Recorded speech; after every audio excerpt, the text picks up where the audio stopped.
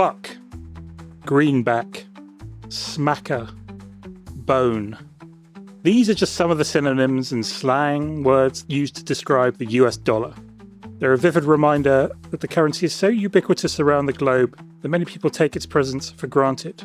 For most of the last 100 years or so, the dollar has been the world's dominant mode of payment, the preferred denomination for borrowing, and the most popular choice for governments looking for somewhere to stash their foreign currency. This omnipresence masks a turbulent history, though. The dollar has survived devaluation, inflation, war, technological change, and multiple financial crises.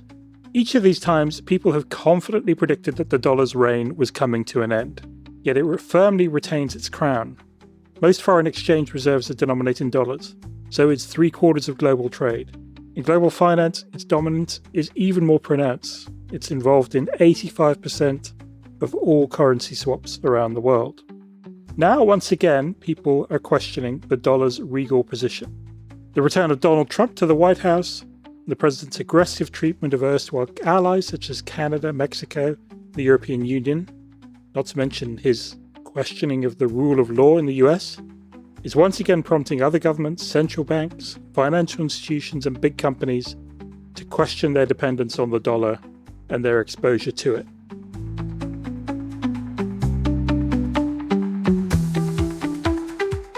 So this week on The Big View, we're going to talk about the reasons for the dollar's dominance and what might finally knock the currency off its perch. It's what we do at Reuters Breaking Views. We tap our best sources around the world to bring you fresh insights into the biggest stories in global business and finance. I'm your host, Peter Thalasson.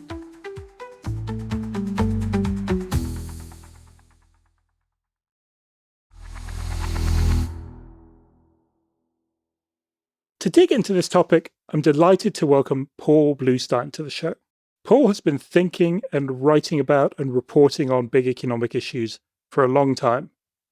As a reporter at the Washington Post and the Wall Street Journal, and more recently as an author, he's written books on China-US trade tensions, the International Monetary Fund, Argentina's debt troubles, and the Eurozone debt crisis. But his new book could hardly be more appropriate for this moment. It's called King Dollar, The Past and Future of the World's Dominant Currency. Paul Blustein, welcome to The Big View. Yes, thanks very much. It's a pleasure to be here. So, Paul, I have to start by asking, what inspired you to start writing a book about the dollar and time it in such a way that it was published at the precise moment that the question of the dollar's global role would once again be the subject of intense international debate? Yeah, well, it was the subject of some intense international debate when I got started. That was kind of what inspired me. There was a great deal of speculation. It was the end of the first Trump administration. So let's see. I mean, for example, at that time, China was coming out with its central bank digital currency, the EU yuan, or ECNY, as it's now called, right? And there had been already a lot of op-ed commentary, stuff on the social media, a couple of books saying, the dollar is finally reaching the end of its, it's a century-long reign. This is it. And particularly the Chinese CBDC, there was a lot of, I would say, alarmist commentary saying that, if America doesn't match this CBDC with its own CBDC, we all may as well just go to the beach, because Chinese currency is going to be circulating in all our phones, and we will be unwittingly transmitting our data back to Beijing, where the Chinese Communist Party will be making use of it. And I mean, I thought, this would be a worthy subject. I mean, okay, so how much truth is there to all this? And particularly, how much truth is there to the argument, which I think was probably the most convincing, and I think has a lot of merit to it, that, because the U.S. was using the dollar so extensively for sanctions purposes by severing targets from the dollar basis, that that they're countries and companies and banks, and they would be searching for alternatives to avoid getting caught sideways by that. So so that's why I started. I mean, I think there's been a persistent drumbeat over the past. Well, I mean, I'd say it's gotten louder and louder as crypto has become more of a thing. But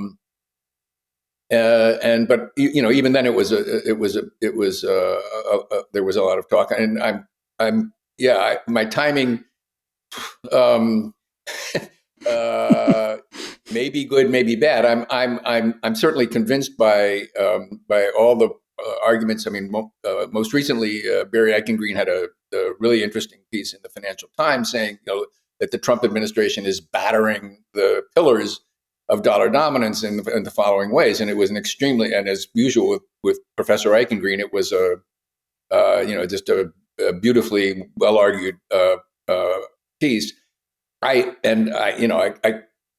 All the things he criticized and raised alarm about, I thought they're all things that are, in my view, are bad, and some terrible in other cases, and really awful in still others. But I still think it'll be very difficult it'll be a very heavy lift for countries that are concerned about the power that the dollar gives to the U.S. to get out from under it. Yeah, I mean, I think so. We should definitely. I mean, one of the interesting things about the book, I think, is just the sort of the repeated periods where people have questioned the dollar or declared the end of it or whatever, and I think we should. It'd be interesting to come back to that. I must just ask you though, just about. I mean, you sort of you referenced it there, the current administration. You write at the end of the book one order, and this is obviously written before Trump had got into office, right? Yes. You said one order of business in 2025 would involve a test of America's fitness or lack thereof to issue the world's dominant currency. And so we're 10 weeks in, and we are actually speaking on the day, Liberation Day, when the president is expected to unveil these sweeping tariffs on U.S. imports. So how is that test going at the moment, do you think, with respect to the dollar? Oh, awfully. I mean, terribly. Just, I mean, the thing what I was worried about was whether there would be a deal in Congress to extend the debt limit. The ceiling on federal debt. Congress has to do this periodically, and there's usually a big confrontation, usually led by the Republican, really extreme right-wing members of the House who try to threaten to throw the U.S. into default. That is sort of the least of our worries in terms of things that would, I would say, incentivize foreigners, non-Americans, to find ways to get around the dollar system, even much more heavily than I was anticipating. At the time I wrote those words, I knew that Trump had been elected, but I did not. I'll tell you, there are a lot of things that were not on my bingo card, and imposing tariffs, economic coercion on Britain, the European Union, and Canada was way off my bingo card. In terms of his, I mean, of course, there were expectations that he would be a poor ally or an unreliable ally, but I think there was no expectation that they would view the United States as an economic enemy. So I can imagine that I'd be very surprised if people in central banks all over these countries that America has always thought of as its best friends aren't really brainstorming for ways to figure out how to get away from the dollar system. Yeah. No, I think you're right. There's probably that. Well, I think there are some things that have happened recently that suggest that. But maybe just to sort of step back a bit. I mean, first of all, I think it'd be helpful just to talk about the dollar's position, because I think a lot of the discussion about reserve currencies sort of assumes that there's this natural progression. You had the pound was the dominant currency, and then that gave way to the dollar, and maybe the dollar will give way to something else. But I think that discussion seems to sort of understate the dollar's dominance. I mean, has any other currency ever been quite so dominant in the sort of in the global financial system? And is it inevitable that the dominant currency should be so dominant? No, there has never been. I mean, the pound was very dominant, and it had, there were two very important reasons for it: the British Empire, Mm-hmm. and I think I would say more importantly, the sophistication of financial markets in London. Um, but nonetheless, all the previous currencies that you could call dominant, going back, the Dutch guilder, the Venetian ducat, the Florentine florin, these other previous, sort of ancestors of the dollar, they were not dominant in Asia. Because there was very little commerce between the U.S. I mean, okay, certainly the pound was in India, Mm-hmm. the dollar is dominant in a way that no other currency has been dominant, and treasury securities, the obligations of the U.S. government, the most important dollar-denominated security in the world, the most important security in the world, period, are used for so many purposes and in so many ways in financial markets, which I'm happy to get into if you want. But I mean, I'm sure knowing your work, I know you know them. Uh, it's so entrenched in so many different types of financial markets, and there's no substitute for them at the moment, and hard to imagine that coming out of the eurozone or out of China, that there could be, the two other obvious big economic Mm. blocks in the world. I think the dollar is dominant in a way that no currency has, and it's much more entrenched than any of the other previous dominant currencies have been. Yeah, and I think that's one of the insights I got from your book. I think was that um, the sort of the history of all the challenges that the dollar has faced. The collapse of the Bretton Woods system, Richard Nixon removing the closing the gold window, removing the link with the gold price, 1971, inflation, debt, the 2008 financial crisis, and then you mentioned the weaponization of the dollar through financial sections. And through all of this, it's not just survived but thrived. And I guess I wonder. I mean, that this is a complex question, but it seems like you can sort of sort the factors into sort of internal factors and external factors. Basically, I guess the lack of the lack of an alternative. I just wonder if you had to sort of pinpoint, the things that really underpin that resilience, where would you start? Well, I think by far the most important is the liquidity of the market for U.S. Treasuries. I mean, the depth, the breadth, and liquidity. Mm-hmm. I mean, the depth and breadth, of course, contribute to it. And by liquidity, for readers, I think listeners who are maybe a little unfamiliar with that term, I think probably many of them are. But the fact that you can buy and sell massive amounts of U.S. Treasuries without causing the price to go up or down is incredibly crucial in a crisis, because everybody is desperate to get cash. Mm-hmm. They don't want to be the next Lehman Brothers. If you don't pay the obligation you have coming due, then you're bankrupt. And the other thing you don't want to have to do is to sell some of the assets that you hold. Maybe they're stocks or real estate or something, maybe quite valuable. You can raise cash that way, but you have to sell them at fire sale prices because there's a crisis, and you don't want to have to do that either. But if you're holding treasury securities, Treasury notes, Treasury bills, Treasury bonds, depending on the length of the maturity, particularly Treasury bills, incredibly liquid. Just sell them and you can get cash. And there's no security like that in the world, and of course they're denominated in dollars. So this to me is the most important factor. There are so many other things about the dollar that help underpin its dominance. Just the fact that it's been the dominant currency since Bretton Woods, so people use it, so they know everyone else uses it. These are economists call this network effects. Rule of law, well, the pound had network effects. The pound has rule of law. The euro has rule of law. The euro is a big economy. China has a big economy. Japan has rule of law. But what none of those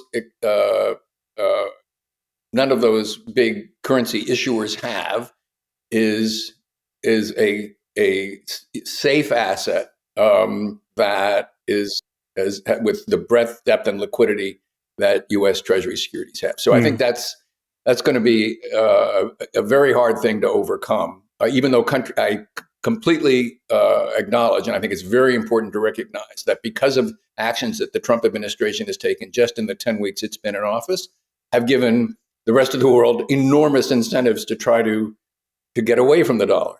Yeah. I mean, it is interesting that some of those periods when the dollar system displayed its weaknesses were actually sort of confirmed its strength. I mean, I think you write about closing the gold window in 1971, but there is an interpretation of that says, well, the US administration could say, okay, the dollar is no longer linked to the gold price. We can print it freely. And yet other countries will continue to use it and have continued to use it as a result. Right? And 2008 is another example, a crisis that basically started in the US housing market. It just confirmed how dependent everybody was on dollar financing, and everybody had to go to the Fed and ask for swap lines and all those kinds of things. So it's almost like the problems sort of reinforce its strength. Yeah, 2008 was.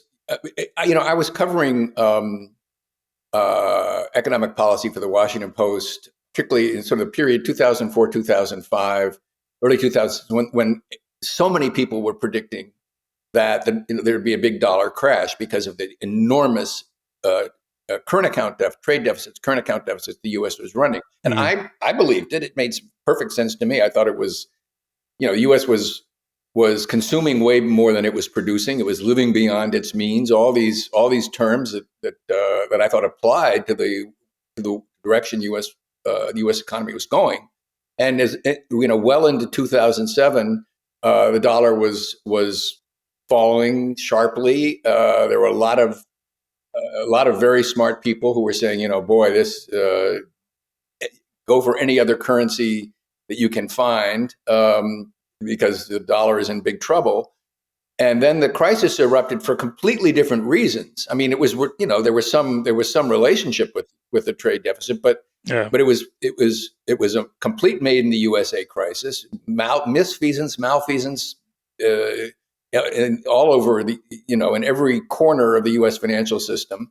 And yet the dollar strengthened, and there was this rush for the dollar, and everyone was begging, all countries were desperate to get dollars from the Federal Reserve, and were willing, swapping their currencies so that they could dispense dollars. It's a remarkable episode. And then it recurred in the COVID crisis when financial markets crashed again, and when everyone needed, because of the crisis, everyone was desperate to get their hands on liquid assets, and the same thing happened all over again.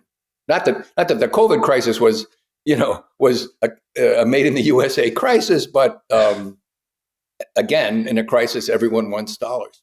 Yeah, it just underscored that dependence. I remember well sitting there, sort of late at night in London, kind of, I think it was over a weekend or something. There was like a emergency Fed meeting, and they were, injecting liquidity and providing swap lines to the rest of the world. And it really felt like that was the the center of the whole thing. But let's talk about the Fed a little bit. I mean, one of the things that people talk about as a threat potentially to the dollar is the independence of the Federal Reserve and if whether that might be undermined. And this is one of the things that people worry about with Donald Trump, that he might want to unsettle the Fed or replace Jerome Powell before his term finishes or something like that.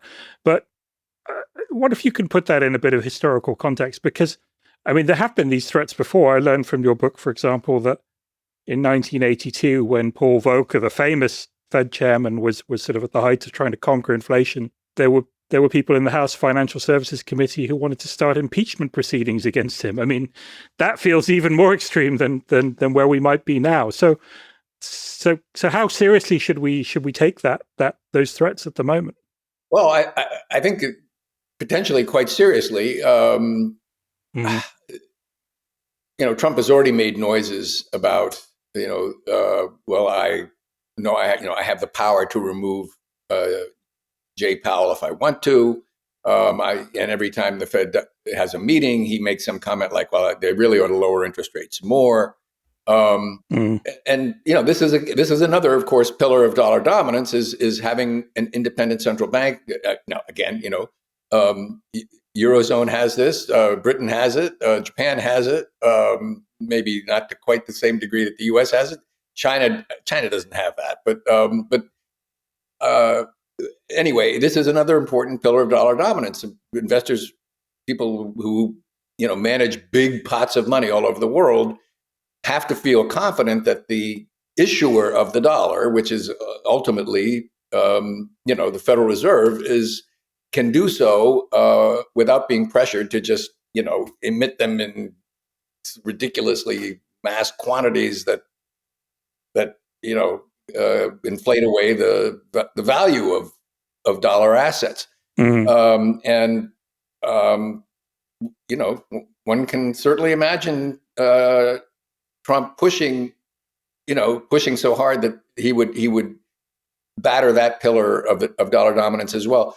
I don't think that's quite so big a worry, because we went through this in the United States, and the whole world went through a period of inflation, coming out of when we were emerging from the COVID crisis, and that was so toxic politically to the Democrats that he certainly doesn't want to be tarred with that same brush, letting inflation get out of control. So,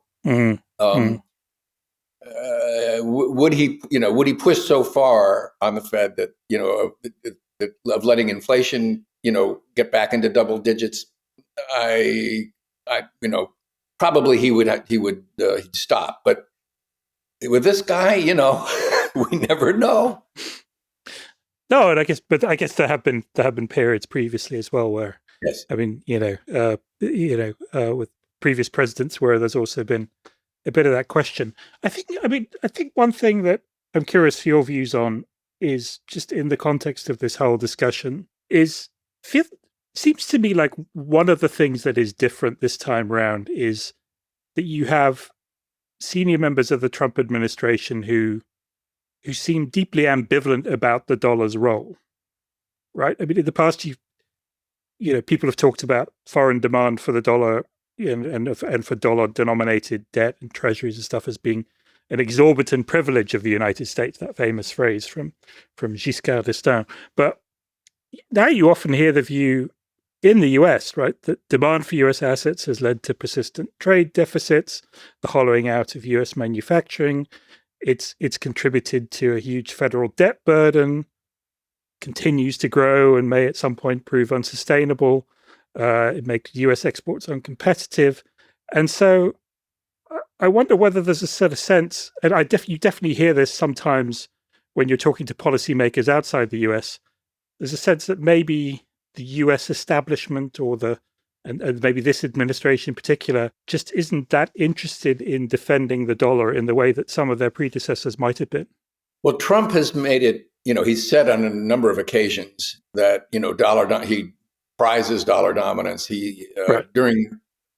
Prior to his election, he was giving a talk, I think it was at the Economic Club of New York. He said that losing the special role of the dollar, losing the dollar's reserve currency status would be like losing a war. And I think, because he doesn't understand economics very well, but he remembers from his first term using the dollar as a sanctions weapon, Right. and being told, the reason we can do this is because the dollar's not. So I think, and I think the people in the administration who are working on these, efforts to weaken the exchange rate of the dollar are, they're keenly aware that, they don't want to push it. That he does attach, great priority to the dominance of the dollar. And so they want to, they're working on this plan to sort of have their cake and eat it too. Keep dollar dominance, but drive down the exchange rate of the dollar, and which is not necessarily inconsistent, because over the period of time that the dollar has been dominant, since currencies began to float in the early 70s, the dollar has been strong at times in foreign exchange markets, and has also been very weak at times in foreign exchange markets. Mm. The question is whether they can, whether they can have their cake and eat it too. I think the benefits of driving down the dollar exchange rate, in my view, and a lot of economists that I've read recently, I think they make the point quite cogently that it's not at all clear that would help the workers in the Rust Belt who've been affected by import competition and so forth. I think it's a highly questionable proposition. So I don't think the benefits are that great. But to come to your question, really, I think the risks of what they're trying, of this have our cake and eat it too idea that they seem to be hatching, which they dream will materialize in a big international meeting at Mar-a-Lago, just as in 1985 there was a big multilateral agreement at the Plaza Hotel in New York, to lower the exchange rate of the dollar, which worked. At least it had the intended consequence did materialize. So, but the kind of things that they're talking about that have been rooted in, particularly a paper by Stephen Moran, the chairman of the Council of Economic Advisors, where he's talking about imposing what would in effect be a tax on foreign purchases of Treasury securities, basically using coercion in the form of tariffs, or maybe the threat of ending military alliances to get foreigners to accept Treasury securities, for 100 years maturity and so forth. I mean, this could completely destroy foreign confidence in Treasury securities. If it's, I think it would be an extremely difficult thing to pull off.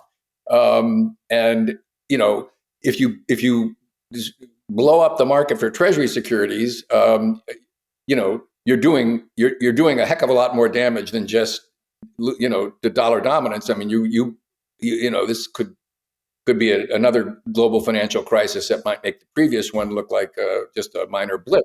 Yeah. So anyway, yeah, I think it's a very concerning thing. I do think they accept, the people in the administration who are trying to work on this think that they need to maintain dollar dominance because it is good for the United States, and it is and their boss does care about it. They understand that.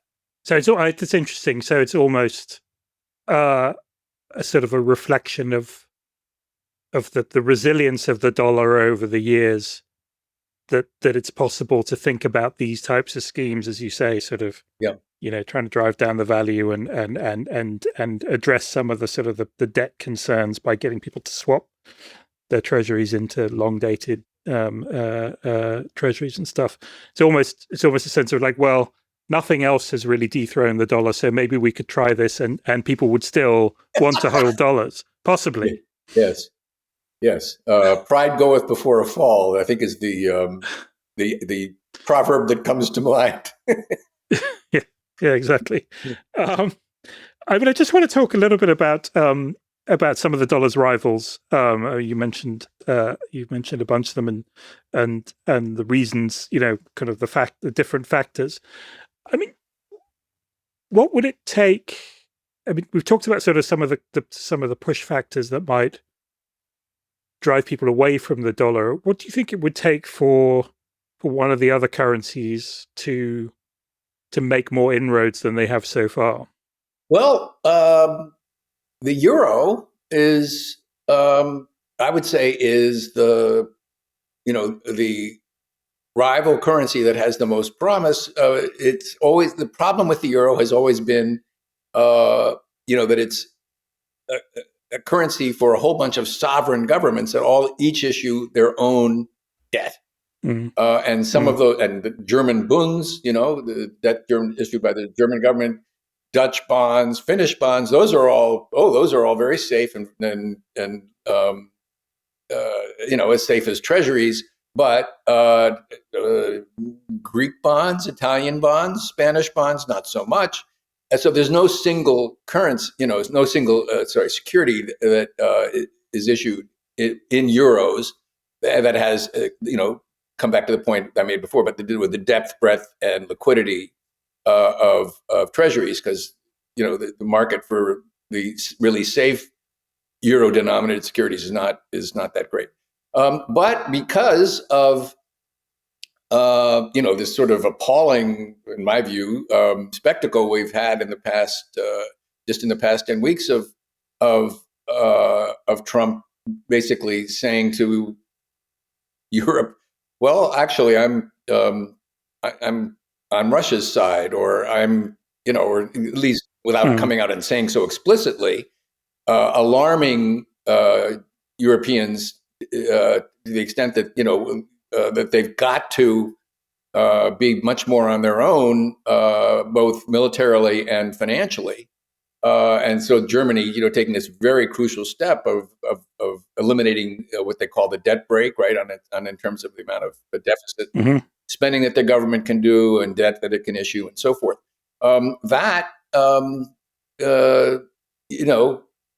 Might give one some hope that the euro could pose a more credible challenge. I think it's going to be expensive. It's going to be difficult, and it's going to take a lot of time. If the time horizon you're thinking of is can one of these rival currencies pose a challenge to the dollar over the next, until 2028, when at the end of Trump's term? Gosh, I honestly, the thing about my book is I wish I were wrong. I wish it weren't so hard to get rid of the dollar. I wish Canada and Europe and all these countries that I deeply care about and which I think American ought to regard as great friends.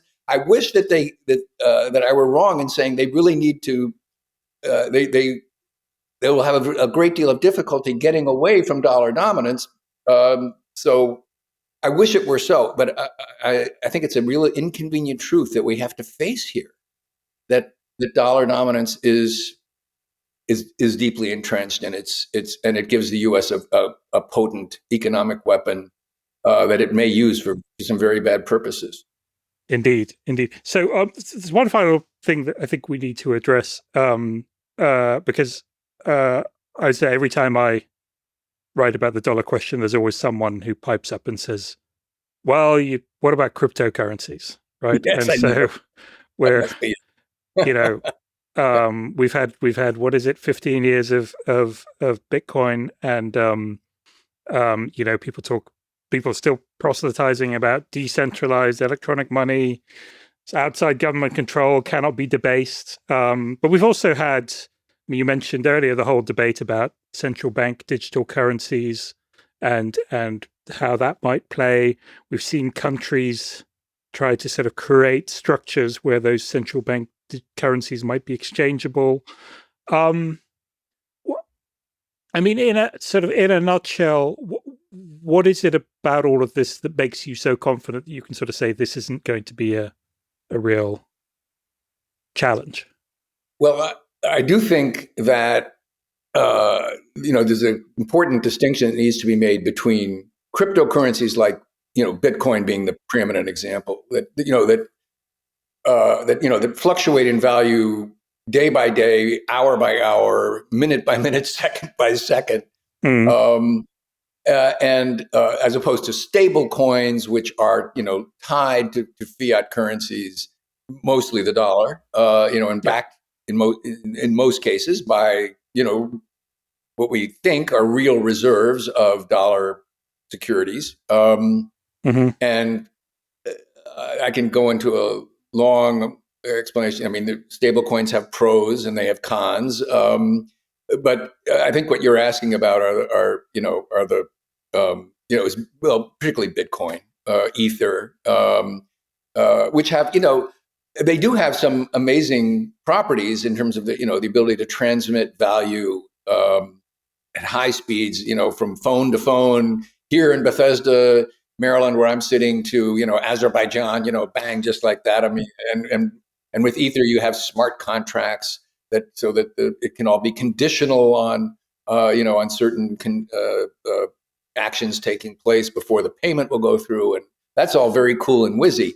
But these kinds of quote unquote currencies they do have no state backing.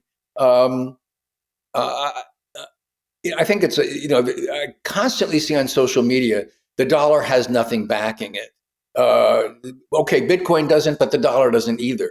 And I think this is based on such a poor understanding of the role that the state in the United States government, that is, plays with all. It plays it with all fiat currencies. Certainly plays it with the British pound, Japanese yen, and so forth. There's state backing. Fiat currencies, are required for payment of taxes. They have legal tender status.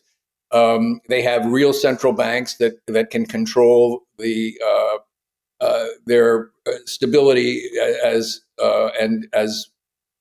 in price, in terms of price of things that people ordinarily pay for, and they have this very elaborate and very complex and an extremely well functioning system, where central banks handle payments that people make to each other, and maintain what I get into in the book as the singleness of money. A dollar is really a dollar. $100 is really $100, Mm.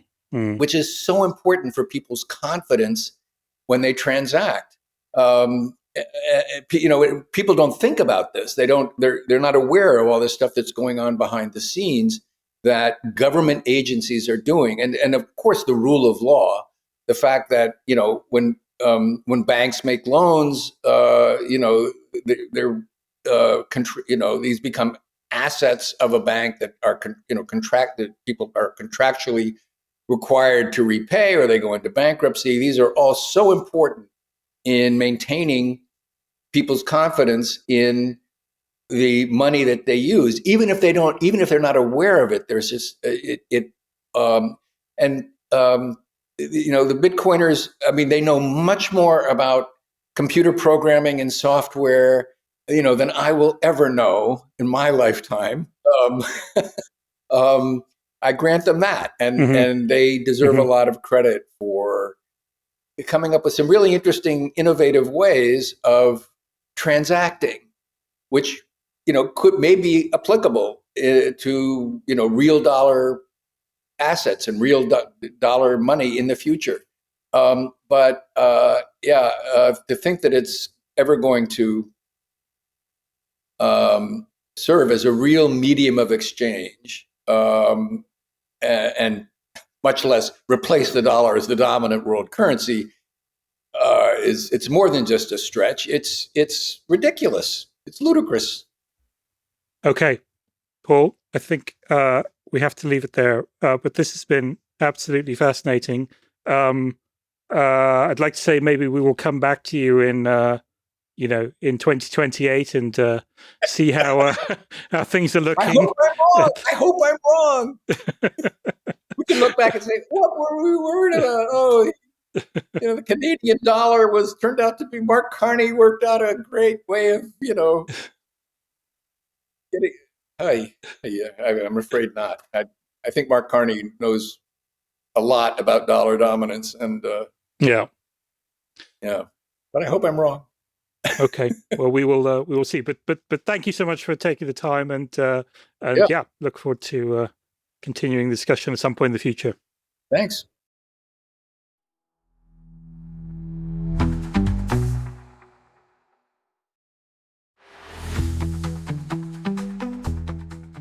That's all for this week. This podcast was produced by Oliver Taslich in London. You can listen to a new episode of The Big View every Tuesday on the Reuters app or your favourite podcast platform. Don't forget to tune into our sister show, Viewsroom, every Thursday, as well as the other great podcasts from the Reuters team, Reuters World News, your daily dose of the world's biggest stories, and Reuters Econ World, a weekly deep dive into the economic concepts behind the headlines. If you liked what you heard, please follow The Big View and let us know what you thought. And check out our views on the biggest stories in business and finance every day at breakingviews.com and reuters.com.